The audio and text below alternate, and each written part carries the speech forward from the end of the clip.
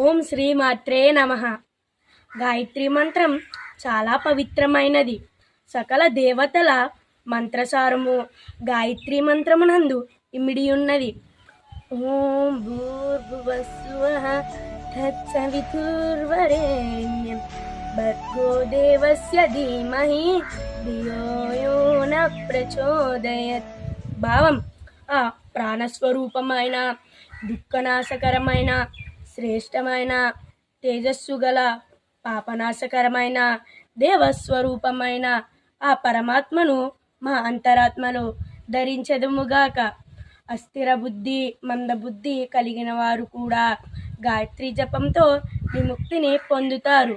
వశిష్ఠ మహర్షి: నేను ప్రజలకు చెప్పనదేమనగా, దీర్ఘ సాధనలు అవసరం లేదు. చిన్నదైన గాయత్రి జపం చేసి చూడు. మంత్రం చిన్నదే కానీ శక్తి అమోఘం. శ్రీ రామకృష్ణ పరమహంస.